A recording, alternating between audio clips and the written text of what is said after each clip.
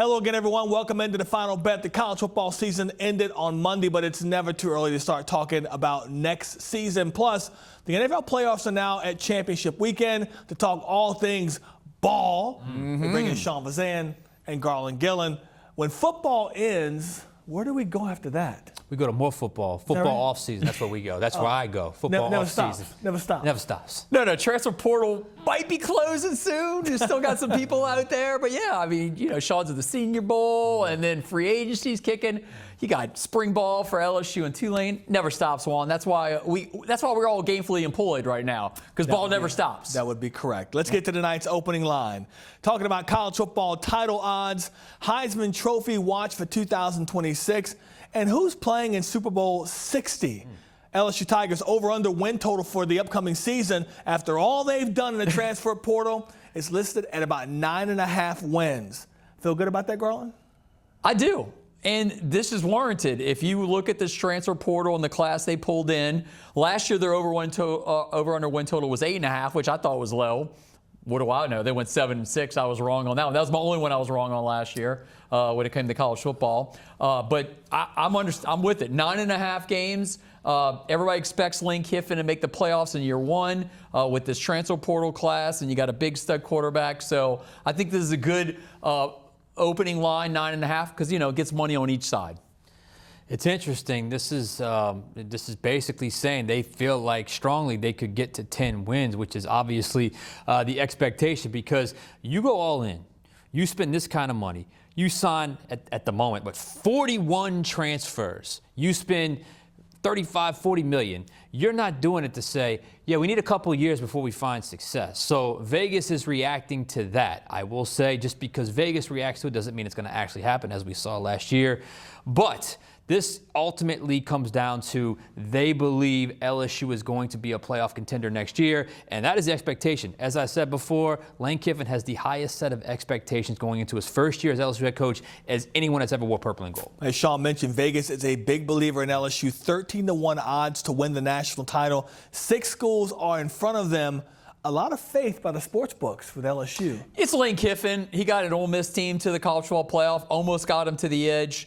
Well, at least his roster to the edge of the national championship game. Obviously, he wasn't coaching in that in the college football playoff for the Ole Miss Rebels. But yeah, a lot of faith in Lane Kiffin. Lane Kiffin went to the podium this week and said that Nick Saban told him he was going to regret if he didn't take the LSU job, and now he's killing in the portal. And he's in New Orleans on Thursday. He went to St. Aug, went to Edna Carr, went to Brother Martin, went to Shaw. So he's hitting all the big-time schools in the New Orleans area. So he's recruiting, getting everybody ready for the season, and he's got a lot of money to spend in the portal with NIL. So everything right now, Warren, it's like the Saints. There's just a lot of positivity with the team, even though they didn't have a good season on the field last year. Yeah, I'm so curious about this because so much has to come together for this team to win a natty.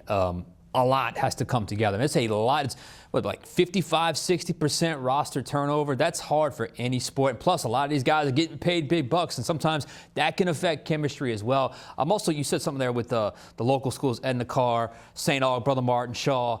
I'm also curious this piece of the operation for Lane Kiffin, because he went so hard in the transfer portal.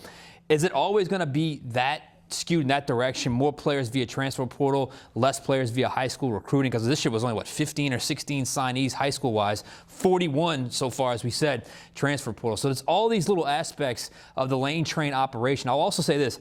He said something interesting at that, was it the prayer breakfast or whatever he was at? Baton Rouge Business Community. Yeah, he said being at LSU has re-energized him a little bit. And I think you're feeling that a little bit. He's flying to Atlanta. He's coming down to high schools. He's at basketball games. It's almost like reinvigorated, probably the part of the job that was probably the toughest. He's starting to enjoy it again. I think that's important to point out. It's always easier when you're spending someone else's money and they're saying, get whoever you want, here's the money to do it. Meanwhile, Ohio State, they are listed as the favorites in Vegas to win the national championship. 6-1 odds. They got knocked out in the quarterfinals this season, so they'll want to regroup and get back in the mix once again. But that's a team to reckon with. Yeah, they got one of the best quarterbacks, I think, in college football, and Julian Sayin. They have the #1 athlete in the college football next year, in Jeremiah Smith, who would probably go, if they just went on like talent alone, he would be the #1 pick in the draft, but most times they go with quarterbacks. So I would probably think Sayin and Arch Manning, a few others will go before him. But Jeremiah Smith's there. You got a really good defense in Matt Patricia. I don't think Indiana can keep doing this over and over again. But Ohio State, I will say this, they go to Texas this season, so it could be interesting for Ohio State. I'm fine with them being the favorite for right now because they're always going to be like 10-2 or 11-1. Yeah, safe pick. And look, they generally, like you said, they always hit that mark, 10-2, 11-1, whatever the case may be. Returning starter at quarterback that really grew as the season went on. You have Jeremiah Smith. They always seem to have a lot of defensive players. They always seem to have a lot of really good receivers. But it's very important. The secret weapon to Ohio State receivers is not there this year. He is leaving to go be the coach. Was at South Florida. Brian Hartline, he was the guy who brought all these. Think of all the Ohio State receivers that have been drafted. So you look for something that's different about Ohio State next year. Brian Hartline will be gone. So that's a very important part of the process there that they will not have. Meanwhile, Texas right behind Ohio State at 7-1. I'm really surprised by this, but again, obviously probably because the history of Ohio State and how they're always there. Got a starting quarterback coming back. But Arch Manning has Texas in the expectation column of this is a team that can compete for a national championship. Are you surprised that they're behind Ohio State? Well, they were #1 in the AP preseason poll, which everybody's completely continue to cook, bake it and mess with it. Arch Manning in their last bowl game beat up on Michigan or won the matchup. So I knew that the hype would be there again. He's one of the Heisman Trophy favorites also. So I understand Texas is going to be in the mix. But, we talk about Ohio State's going to Texas. Texas is coming to LSU. So we're going to see Arch Manning right down the block here an hour away. So right now I'm fine with this. This is just trying to get people to bet money, get people excited about the upcoming season. We're doing this for a show. I don't know if I would put any money up on any of these guys to win the title right now at this very moment. It's kind of scary to think about it, but I understand where Texas is at. Yeah, I mean, look, they got a returning starter, quarterback, and Arch Manning. You spent some money in the portal to Cam add Coleman. a wide receiver. You've got some players coming back. You held on to a lot of your rosters. Well, I know they lost a few running backs, but I got no problem with this. They really finished the season strong. A strong statement in the bowl game. Arch made a really nice statement in the bowl game. So you're looking at it's a blue blood. This is a fairly safe pick, I guess you could say, if you were just predicting it right now. This is not bad odds, not terrible odds. And look, I think this team is going to at very least be in the playoffs next year. National championship, a lot has to go your way. Yeah, second time around for Arch being a co-favorite or one of the favorites to win the Heisman. Does he handle it better the second time around? I mean, having the experience of now played a full season for the most part under his belt, that's got to help him. Yeah, no, this is his second year as a starter. He's not going to have to go on the road to Columbus in week 1 with all the expectations. The game, they only lost by a touchdown. It wasn't like a complete failure in that game. It was just a tough assignment going against Matt Patricia's defense. Who else are you going to put up there at the top? He's co-favorites with C.J. Carr, so out of Notre Dame. And I think that's actually kind of a reach. I think C.J. Carr is a good quarterback. I don't know if he's Heisman Trophy worthy. Hey, Arch Manning gets a lot of money, gets a lot of excitement. I have zero problem with him being one of the co-favorites for the Heisman. Jeremiah Smith will be up in that mix also. A few other guys, Gunnar Stockton. So right now, I'm cool with it, but it's exciting to talk about. Of course. Look, yes, he finished the season strong. We know, the family legacy. He grew last year. C.J. Carr is an interesting name. Notre Dame, good quarterback, wouldn't necessarily characterize him as a great quarterback. It's a little surprised they're tied right here in terms of 8-1 odds. Julian Sayin's coming back. Jeremiah Smith, as you mentioned. Lenore Sellers may play better and end up being back in the mix. So it's really, really, really early, but I have no problem with Manning being the top dog right here. Really quickly, should Manning be the #1 pick in the draft if he has a good season? Yes. I got a bet on this with someone. It's been cooking since September of last year. I think that Arch Manning should be the favorite to go #1 overall. Yes, and I will also say this: if Arch Manning were eligible or in the draft right now, he would be the #1 overall pick over Fernando Mendoza right now. You yes, think so? I would. I believe that. Is it because of lineage, you think? No, I think that he's got the higher ceiling. Okay. Meanwhile, Sam Levitt, we haven't talked about Sam Levitt that much at LSU. 13-1 odds to win the Heisman. I know LSU's chance of winning a title really hinge on him having a Heisman level type season. Yeah, I wouldn't touch this right now. I would like to see his health situation. It's been well documented that he has a Liz Frank injury. He probably won't go through spring football, but Carson Beck didn't go through spring football for the University of Miami and got to the national championship game. So you can have success even if you miss all of spring football. He's got a lot of weapons at wide receiver. He's got really good running backs returning in Harlan Berry and Caden Durham. 13-1 is a good number. I wouldn't mess with it right now. I need to see the clean bill of health, and I need to know that he's going to be there for the opener against Clemson at home. Then I'll start considering it. Put me in the camp of Nick Saban with spring football needs to probably go away, maybe closer to like the summer, have its summer workouts and OTAs type stuff. But that's neither here nor there. After Sam Levitt, a lot of stuff has to come together. This is fine for right now, but I'm with you, Garland. I wouldn't touch this because a lot has to come together. A, for him to get healthy in time to develop chemistry with his guys, and B, you're going to need some starts with these new guys to kind of get on the same page. Very rarely do you just start at the top and the chemistry is just there from day one. So I think there's got a little bit of time that has to come together before Levitt can even talk about anything when it comes to any kind of Heisman Trophy winner. Yeah, one thing you mentioned as we close up here, the receiving core. To me, that's the great unknown with this LSU offense because there's a bunch of dudes. A lot of them. A lot of dudes replacing some really quality at that position. All right, coming up, we'll talk some NFL. Stay with us. Welcome back into the Final Bet. We're talking NFL championship games this weekend. Denver, 5.5-point underdogs at home to the Patriots. That seems like some disrespect for Sean Payton and his team. Well, when you got Stiddy, as Sean Payton will say, Jarrett Stidham as the starting quarterback, I can understand where the bettors are going with this.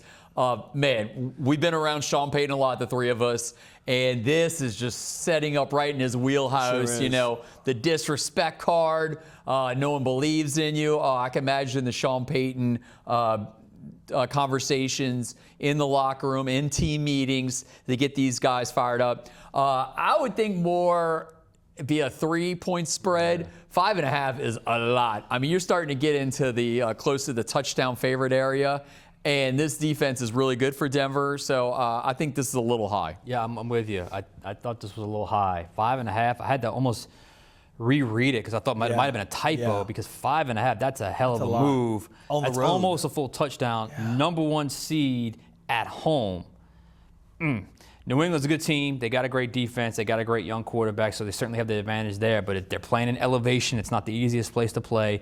And Denver has a great defense that gets after the passer. If they could take the ball away, they may have an opportunity. 5.5 seems really high for Denver at plus 5.5. Drake May has not played at this point in the NFL before either, so that concerns you a little bit with that number being so high. Would you move on New England on this one? Yeah, I think that New England is the team. I think Drake May is one of the better quarterbacks in the NFL. This is going to be a hostile environment for New England. But, you know, I would say they've been here before. The team as an organization has been here before. A lot of these guys on this team have not been in this situation where they're this deep into the playoffs, especially not Drake May, only in the second year. They were terrible last season under Mayo, but now with Vrabel as a head coach, they look great. I think the move is New England to win. I got them. You'll see in the bet of the week, they're in my mix on that one. So I got to say that New England's a favorite and they should win this game. Yeah, the problem is the spread. I got them winning. Yeah. I can see them winning 24-20. I can see them winning 25-20. You know, the problem is the spread here. If they take care of the ball, they're winning. And that's been an issue for Drake May these first 2 playoff games. And for whatever reason, he is putting the ball on the ground a lot. So if he takes care of the ball, I think they come away with a victory. Meanwhile, Seahawks, they'll be at home. They are favored against the LA Rams. The tight spread, just 2.5 points. These teams know each other. They're in the same division, so it makes sense for it to be a tight spread. Yeah, and the Rams won at home when they played the Seahawks, and then the Seahawks on that monumental Thursday night game, they beat the Rams at home. So this is split right down the middle, 1-1.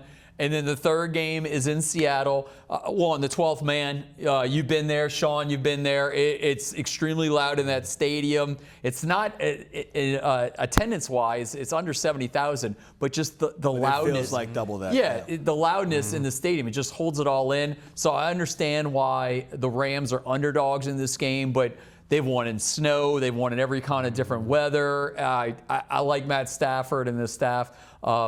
that's gonna be a really tight game. But I understand that why the spread is so low. Well, I think the spread is dead on. I look for this to be a field goal game. 2.5, as much as I find the other spread a little curious and I think it's a little too much, I think this is dead on -2.5 because I set on what is a game plan.